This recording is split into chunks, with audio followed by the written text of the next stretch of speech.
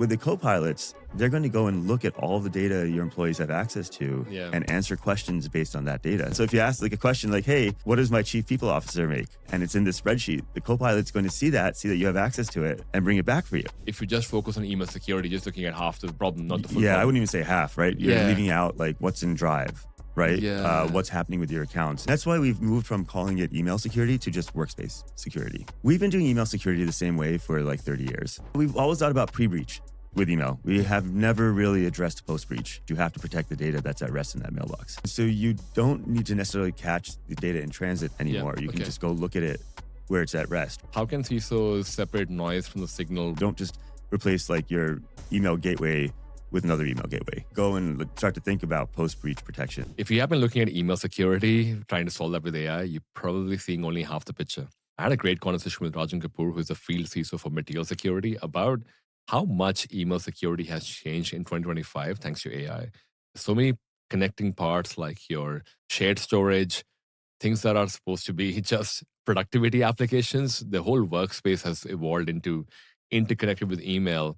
So email security has come a long way, and perhaps if we just focus on email security, this could be only looking at half the picture. So if you're someone who's working on the email security uplift and what would that look like from an AI perspective, definitely check out this conversation with Rajan and do share it with other people who are trying to understand this particular problem as well.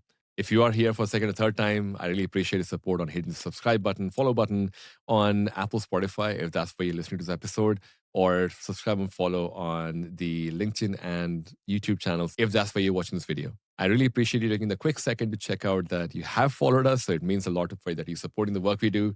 I hope you enjoyed this episode with Rajan. I'll talk to you soon. Hello, welcome to another episode of Cloud Security Podcast. I've got Rajan with me. Hey, man, thanks for coming on the show. Yeah, for sure. Thanks for having me. Maybe to set the context, could you share a bit about yourself, what your professional background is? For sure. I'm the field CISO at Material Security, but basically means I'm like the customer in residence. If I didn't work at Material, I'd be a customer.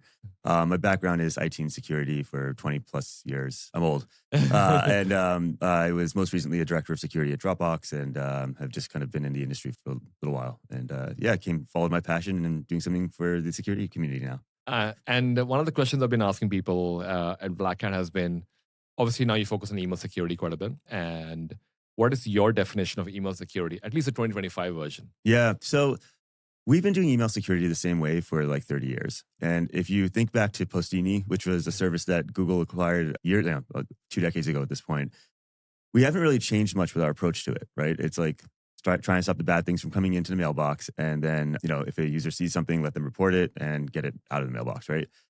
But we haven't really thought about what's inside the mailbox already and how to protect that. So today, in my view, and Material's view, email security is not just stopping bad things from getting in, but it's protecting what's already inside that mailbox in case there is a breach or in case there is something bad that's happening with an account. All right. Oh, actually, and to your point, it's a much more broader problem though? We've always thought about pre-breach with email. We have never really addressed post-breach. And so to properly address post-breach, you have to protect the data that's at rest in that mailbox. I love that. Oh, well, would it be different between, say, an ISV or an enterprise? How different is it between them as well, just email security? Yeah, I think that if I understand your question correctly, I think that it really doesn't matter. Right? Mm. Like everyone has a mailbox, right? Yep. Everyone's using email. It's how you collaborate externally. It's how you collaborate with your partners. And you have to still protect those mailboxes from the bad stuff. But everyone's got super sensitive content in that mailbox. You think about your own mailbox, right? Yeah. Like what's in there, even your personal mailbox, right? Yeah. Like it's a lot of stuff that you really don't want someone to get access to if they shouldn't have access to it, right? Apparently Google does. Yeah, exactly. Right? Don't trust them.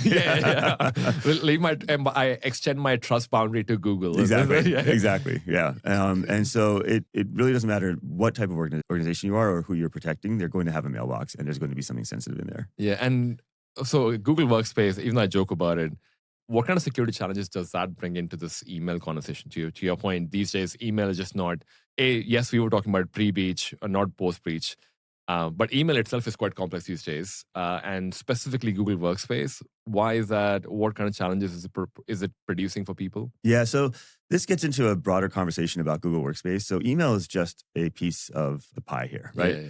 There is a need for broader workspace security that, if you think about how people protect Google Workspace today, they have an email threat detection service. They'll have a DLP service. They'll have a posture management service. They have all these different services that they're bolting onto Google Workspace. And they're still writing their own detections. They're pumping stuff into a SIM, and they're writing their own detections, and they're trying to really wrap their arms around Google Workspace security. The reason for that is Google doesn't offer much out of the box. Like if you look at the UI, there's really very limited options for building detection rules and then responding to those detection rules.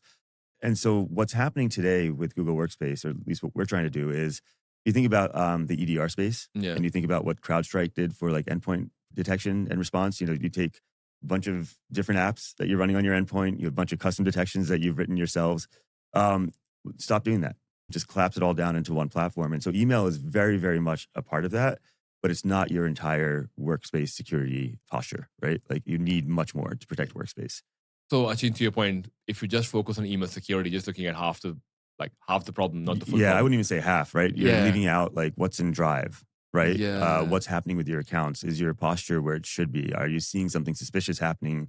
You seeing a suspicious login from a known network that the North Koreans use, right? Like, really, like unless you start to consume Google's APIs yourself, you're not going to get that visibility, and you're not going to be able to like detect and respond to it.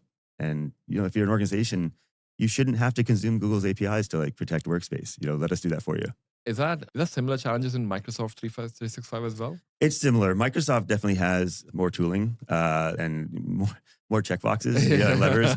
The challenge with Microsoft, though, is in 2023 they had a number of breaches directly against their own infrastructure. Yeah. So even if you had done everything right, with your Microsoft tenant, your M365 tenant, they're coming through the back door, and detecting that and seeing that. And actually, when the State Department was breached, they had a canary set up, and that's what basically tipped them off that something bad was happening. But doing that it's a lot of work, right? So it's a similar thing. I think the problem set is slightly different with the two environments, but it's something that you really shouldn't have to worry about as a security team. Just have something do it for you. Yeah, and do you find that? I mean, maybe just a different question as well then, because are people even aware? Because I feel, and maybe I'm guilty of this as well. In one of the companies that I was CISO for, we basically stopped the line for, hey, we have an email security solution for Google. We were primarily a cloud shop, Amazon, like the kind of scale-up companies you can imagine. And we obviously just relied on Google Basics at that point in time. And because you will get an alert because they try and sell you the whole Google Advanced feature, advanced security, whatever. I wonder what's the misconception most people have about security across your Google Workspace and Microsoft Office 365, as you mentioned, because this is a SharePoint vulnerability going around as well at the moment. That's right. Yeah. The Microsoft environment is, I think, a little bit more complex because you have a lot of enterprises who have legacy tech. They have like on-prem and they have cloud, and wrapping your arms around that is, I don't envy the security teams that are in that position, right? Google shops are typically younger companies who are cloud native. Yeah. So they started a company. We joke at Material that you're not really a company until you have your first Google Workspace tenant, right? And so you start small. It's probably a CEO or another co-founder who's running that tenant. Then you hire someone who's going to start to manage it for you. Maybe an IT person or a security person, or both actually. Yeah. And so with Microsoft, you have like this legacy debt that companies are working to pay off. With Google, what you have is just this thing was just like thrown up, and no one ever really paid attention to like, are the right things done from a security perspective? And over time, like something can fall through the cracks, right? And you realize one day that, we had this like app OAuth in to like the CEO's account that he did himself 5 years ago, and that app just got popped, and his account just got popped, right? Like that's the type of stuff you see with the Google environments. With Microsoft, we have on-prem SharePoint, and there's an ODA vulnerability, and it's going around. So I think it's still a cybersecurity challenge, but the types of challenges are very different between the two environments. And I guess to your point, should the approach to email security, we kind of spoke about the broader landscape. Feels like where you're going with this is that you need a lot more context instead of just focusing on your DLP, quote unquote, for your email. You need a lot more context around it. Yeah, you need context. You need to understand what's happening with that email, right? Do you see, so the first problem is getting visibility, right? Like even seeing what's inside a mailbox has historically been a very hard problem. email security services focused on in transit. So if it was going in and out of your organization, you would see it. If it's going within your organization, until very recently, you wouldn't really see it, right? If it was going from one of your employees to another employee. And that's for companies that are email centric, there's a lot of data that's going between employees, right? So once you get that visibility, then it's classifying it, right? And understanding what's in that mailbox, right? And then it's like, okay, now we've found it and now we know it's in there. Where is it going? Is someone forwarding, sensitive data to their personal account? Is someone forwarding sensitive data to like, a competitor? Is it being used in ways that it shouldn't be used? Is it being accessed in ways that it shouldn't be accessed? Do you have a salesperson? I always pick on sales teams. Sorry, Kevin, if you're out there. If there's a salesperson who just put in their 2 weeks notice and is all of a sudden accessing a whole bunch of contracts that's in their mailbox and taking it out the door with them. And then finally, if someone gets into that mailbox who doesn't belong there, they have unfettered access to everything, right? Like there's no like per email like security that stops someone who gets access to an account from just exfiltrating everything, right? And so we looked at each one of those like areas of email security and tried to rethink like how to approach it.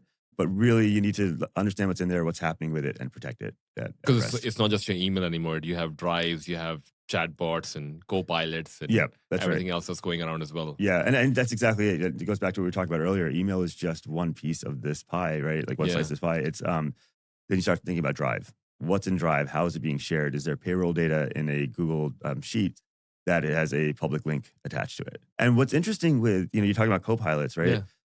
A lot of, up till now, companies have not really focused on like Drive sharing. It's been a very hard problem, right? Oh. And an employee can just throw some data in a file and just share it the way they want to, right?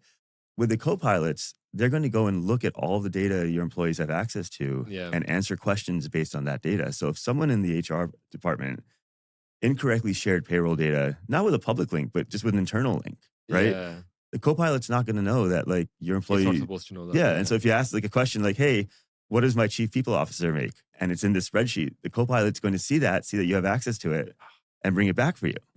Right? So now it's very similar in that you have to get the visibility, what's in those files, classify the data that's in there, and then understand how it's being shared, and then take actions to prevent sharing that could lead to bad outcomes, like I just laid out there. Yeah, I think a lot of people kind of always, it's funny, I think before I became a CISO, my naive understanding of email security used to be is to protect my CEO from getting scammed or phished or whatever as well. And I think where you're going with this is like, there's a lot more, I guess, tentacles, for lack of a better word, that email has these days that you need to kind of keep an eye out for.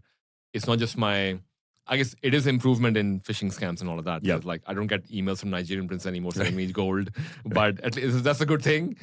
Maybe we made progress. There's some progress, right? There's some progress there in phishing, but I guess the true reality is that maybe I'm just looking at the wrong part. I'm just focusing on the wrong problem, because the way I thought about this, at least traditionally, has been, my email security is about detecting a malware in an email or a PDF or whatever, or a phishing scam. Because you're almost saying that there could be a connection between my Google Drive and the email that I got between them. Was there an incident as well? Or was there a use case that kind of solidifies this, or maybe a customer story around this? Yeah. So there's a story. You can see basically what we've seen is, email is a vector for attack. It's also a target, but let's focus on it as a vector right now, right?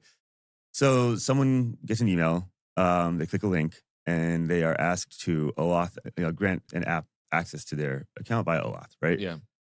What they've just done is given an attacker persistent access to their account. And depending on the scopes of that OAuth app, that they probably have access to a lot of stuff in that account, right? And detecting even that, right? Like malicious OAuth app just got installed is super hard with Google and Microsoft. You can write a detection, right? You can absolutely write a detection to do it, but like not every security team has the expertise to do that.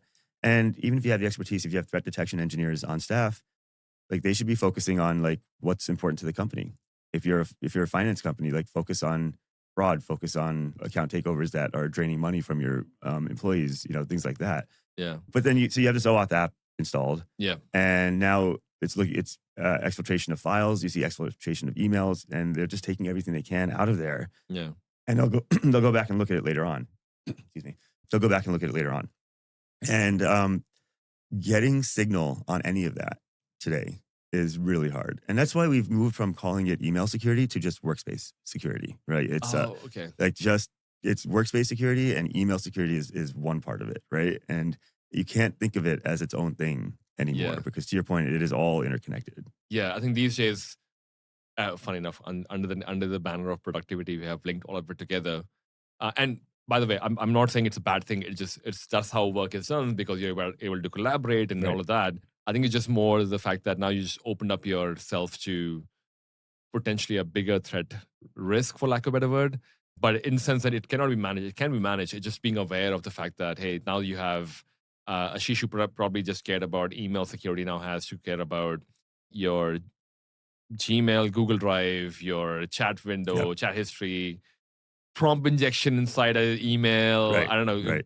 Are there actually any AI kind of threats actually impacting AI, email security out of curiosity? There's been a couple of proof of concepts that I've seen. I haven't seen anything in the wild yet, but yeah, definitely AI prompt injection is starting to become interesting to people. But I think not many people are using AI to manage their mailboxes just yet, but it will happen and it'll start to grow. I think what's more concerning are those co-pilots that we were talking about earlier. Right. Okay. Because they have access to your shared drive and Google Drive, whatever. Yep. And because I mean, to your point, it's almost like people would always, okay, who's looking after this? Because I feel like email security was traditionally like an IT or corporate IT thing. Right. And we're now talking in terms of shared drives, Google Workspace. Yep. How should a CISO approach email security conversation now? Because I mean, obviously we did an updated definition of what 2025 email security is. Yep. So how should someone who's in a decision-making position today, perhaps leading a corporate IT world or has IT corporate security as part of their remit as a CISO, how should they be looking at this space now? Yeah, that's a very complex question. Yeah, I could spend an entire podcast just talking about that. I have some thoughts here. It's interesting. We've seen an evolution where security used to report to IT like a decade or so ago, and then the two teams got split off, and maybe you had a CTO that both teams reported to, but they became their own domains. Yeah. What didn't change is the requirement for like strong collaboration between IT and security, because security can put the controls in place. Yeah. But when it comes down to doing like the day-to-day operations of maintaining the controls or responding to them, very often you see like an IT team doing that. I think that there's no one organization that owns this today. They'll own different parts of the problem. Yeah.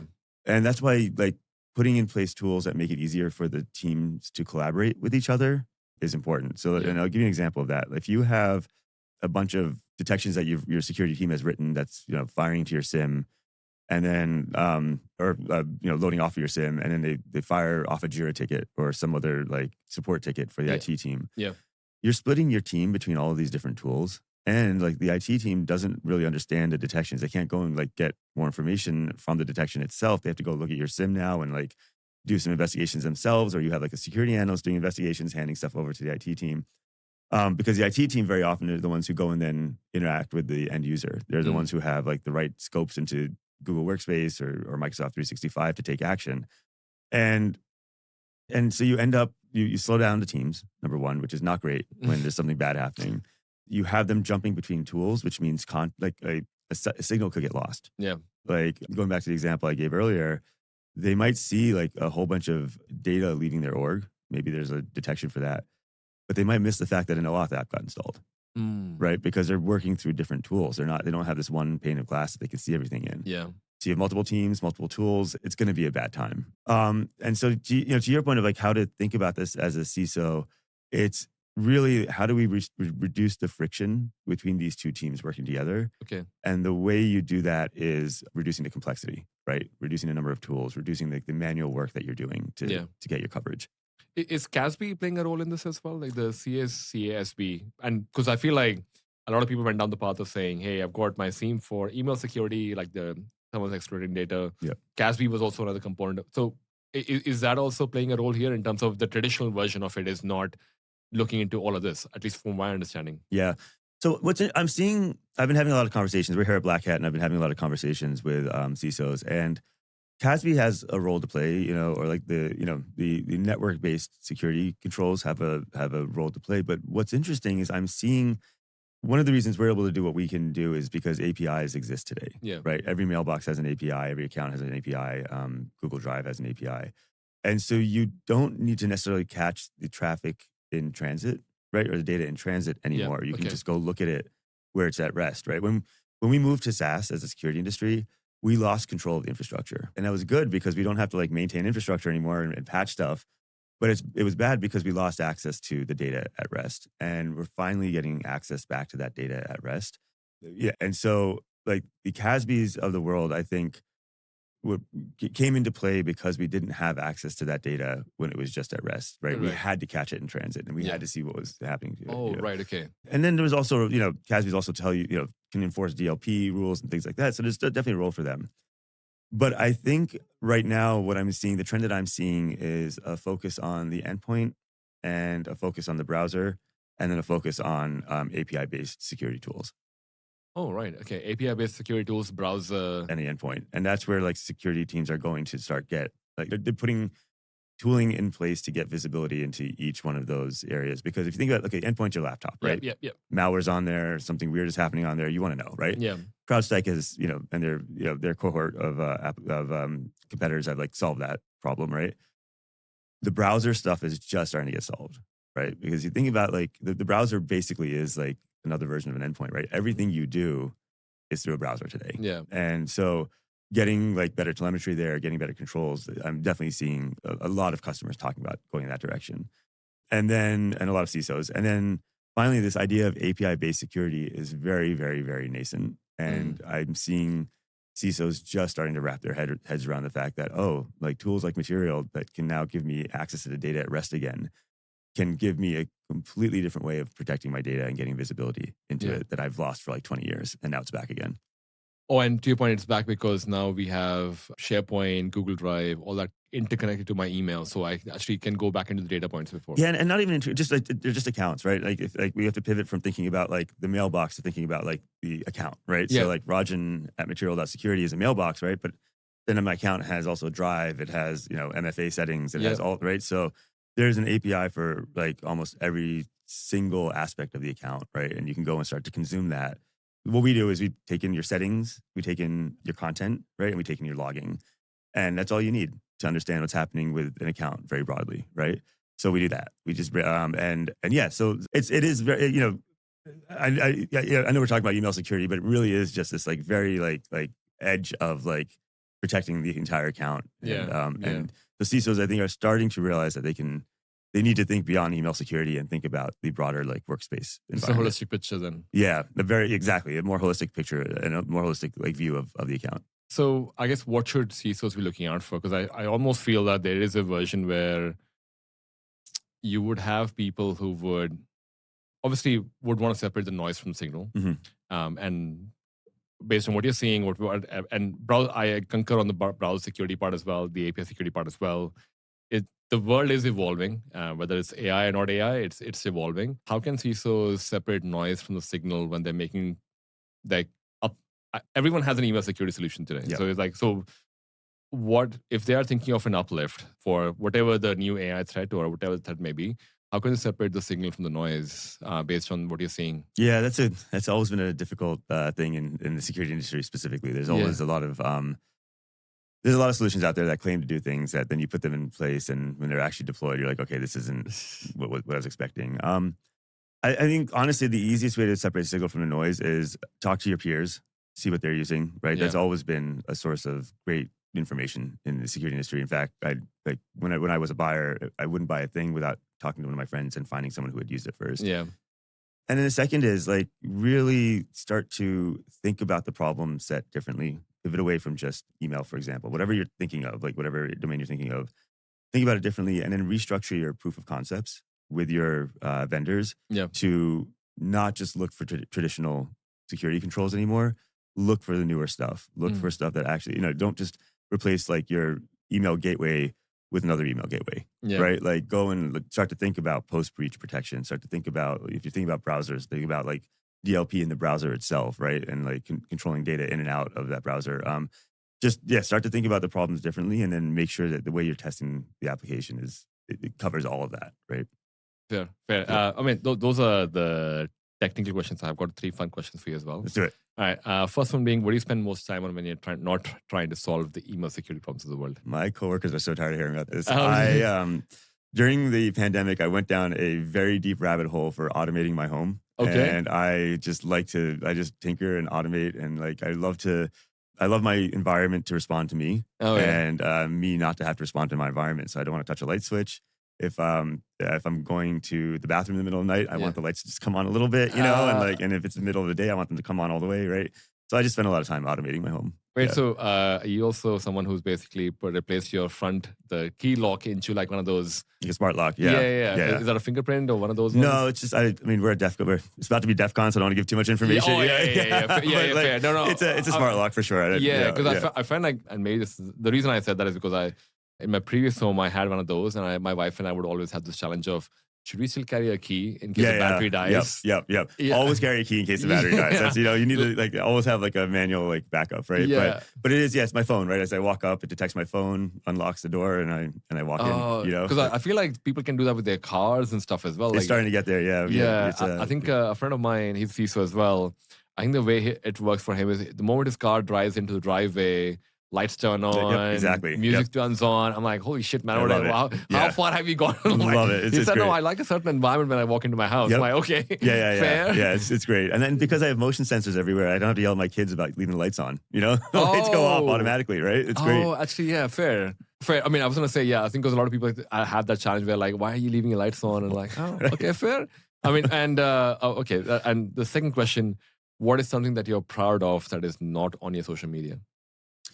So I don't have social media. I have LinkedIn, and that's it. I don't have Instagram and Facebook. That was intentional. Something I'm proud of that's not on my social media is a good question. I think just if you look at my work history on LinkedIn, like I've had a ton of experience in a bunch of different industries, and I'm proud of like I like to take risks. Mm-hmm. I'm not someone who just like chose a career and followed it, and I am. Really, when I look back on my career, I'm really happy with like the risks that I took, that I was willing to like get outside of my comfort zone and do things that maybe someone at the same position wouldn't be comfortable doing.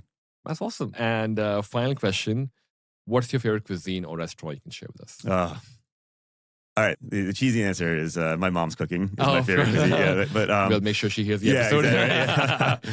But I love living in cities because you get to try everything. But I'd say right now, Ethiopian food. Injera bread and all of that. Yeah, and I'm not usually a vegetarian person. I love vegetarian Ethiopian food. It's really so good. Yeah. Wait, so you're giving up on dorobat, the chicken dorobats? But yeah, because like the lentils are good. Like the cabbage, it's just so tasty. And I mean, I don't mind the meat, but like I can just sit and really enjoy vegetarian Ethiopian food. Yeah. I kind of agree. I feel like I've had the lentils. I guess I've had the Indian version, and theirs was a bit different. Yep. Yeah, it's very similar, but it is. I don't know how to describe it does taste a bit different, and in a good way. And I'm like, so my wife and I have gotten into Ethiopian injera bread and all of that. So you love injera bread and all of that. Yeah, it's so good. It's so tasty. Yeah, I want to go as far as saying it's even healthy. Yes, that's the thing. Like, you eat it, and the next day you're fine. I feel pretty good. You don't feel like you've had a massive meal, and you're but you also don't feel like you missed out. It's so good. It's so tasty, right? That's right. And I think, at least for me, what I enjoyed, and I don't know if they do it in the city you're in.